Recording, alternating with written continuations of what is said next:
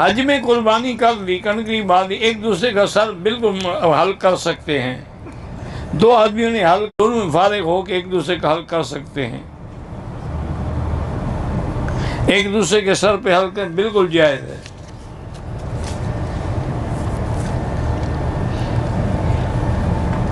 دیکھیں آپ مدینے سے جب واپس آئیں، اگر ٹائم ہے تو عمرے کا احرام باندھ کے آ جائیں، ورنہ وہیں سے حج کی نیت کر کے آ جائیں۔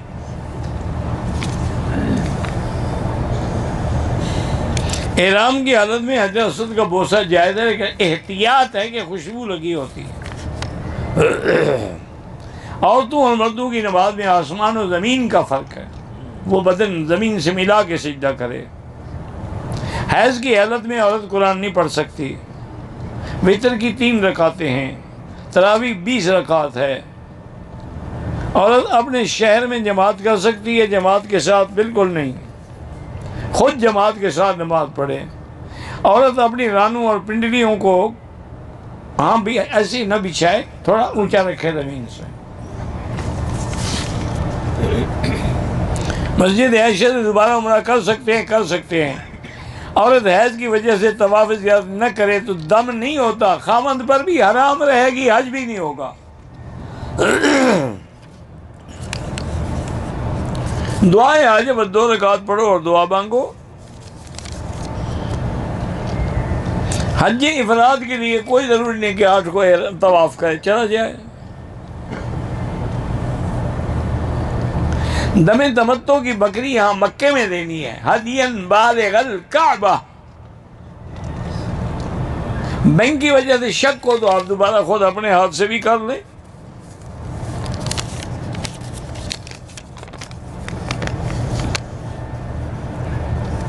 بہرحال وہی صلاۃ الحاجہ پڑھتے رہیں۔ اب یہ ضروری تو نہیں کہ ہم انبیاء کی دعائیں بھی مدتوں کے بعد منظور ہوئی ہیں۔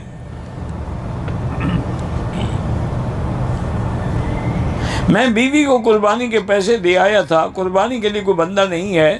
بہرحال بندہ نہ ہو، قربانی نہ ہو سکے تو کوئی حرج نہیں۔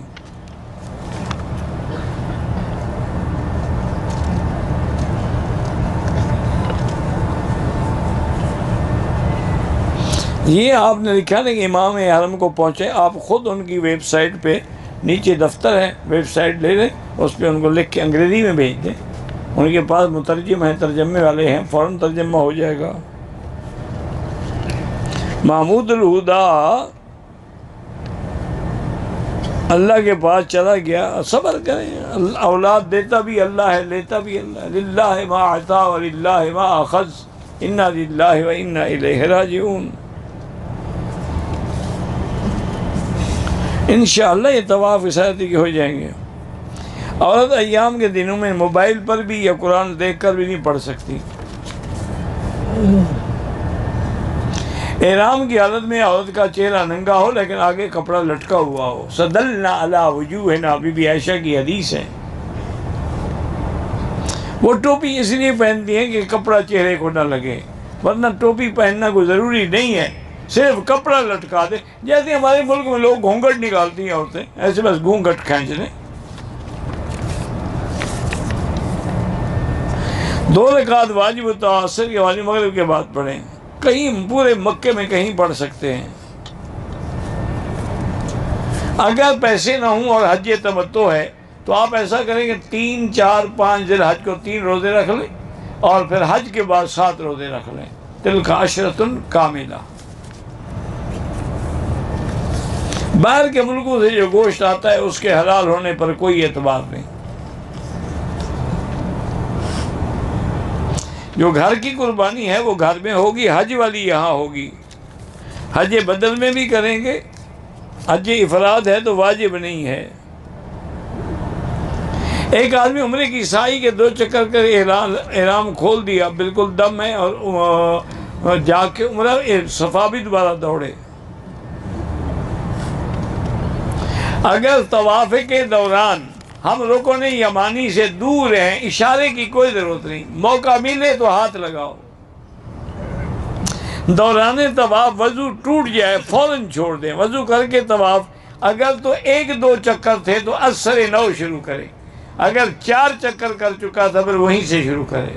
چاہے 3 ہو تب بھی وہیں سے کرے. آج کا رش کا دن ہے, گنجائش بڑی سختی ہے دوبارہ شروع کرنا.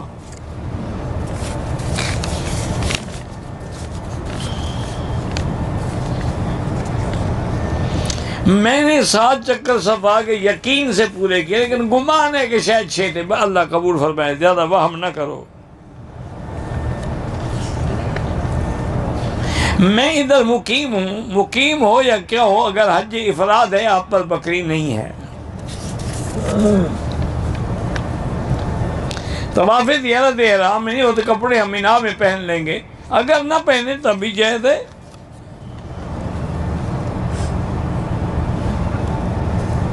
جنت البقیع اصل تو وہ مقام ہے, بقیع الغرقد جگہ کا نام ہے, لیکن چونکہ مدینہ پاک کا قبرستان ہے تو تفاعلاً اس کو جنت البقیع کہہ دیا جاتا ہے کہ یہ جنتی ہیں انشاءاللہ.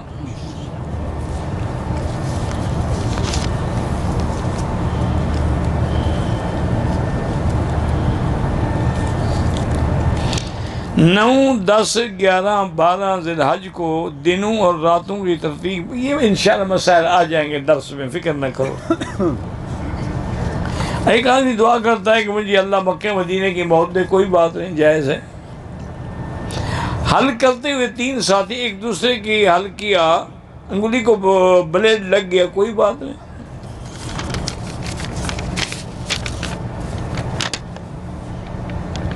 اگر طواف زیارت کے بعد جو صفا ہے ٹائم کی کمی ہے, بہرحال وہ آپ 8 تاریخ کو طواف کر کے صفا کر لیں, پھر نہیں دوڑنی ہوگی. حائضہ ایام کی وجہ سے طواف نہ کر سکے, نہ کر سکے تو حج بھی نہیں ہوگا, خامن پر ہمیشہ آرام رہے گی. کیا ایک سیٹ آگے کرا لو, اچھا بیمار ہو جائے, ہسپتال میں ایڈمٹ ہو جائے, پھر کیا کرو گے؟ اٹھا کے لے جاؤ گے. ایسے بہانے کیوں بناتے ہو کہ جی فلائٹ ہے, یا ابھی سے گولیاں کھا لے حید نہ آئے.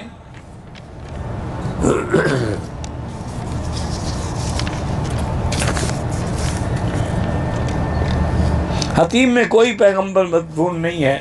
تمہیں شوق ہے نا قبروں پہ نمازیں پڑھنے کا, وہاں کسی کی قبر نہیں ہے.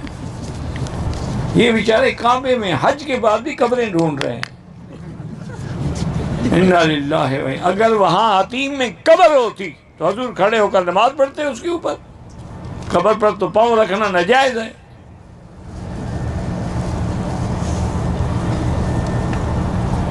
موت یہ تو کتنے کو پتہ نہیں لاتے ہیں. ہمارے یہاں ایک نظام ہے, کسی کی چوری ہو جاتی ہے تو کتے کو لاتے ہیں. وہ تو ڈھونڈتے ہیں نا, ان کو حس سونگھنے کی زیادہ ہے, تو وہ اس کی وجہ سے صحیح آدمی کو پکڑ لیتے ہیں. کوئی بات, جیسے منشیات کو پکڑتے ہیں. ویسے اصولی بات ہے نا, خنزیر کا شکار کرنا ہو تو کتے ہی رکھنے پڑیں گے نا.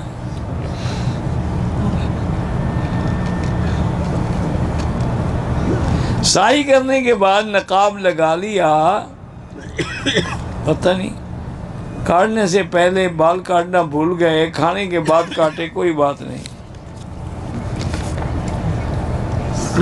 بہرحال جنازے کی نماز پڑھنی چاہیے. بدقسمت ہے جو جنازہ نہیں پڑھتا. ہم کسی کا پڑھیں گے تو کوئی ہمارا پڑھے گا. بغیر محرم طواف کر سکتی ہے اور کر سکتی ہے. مالکم لا ترجون للہ وقارا,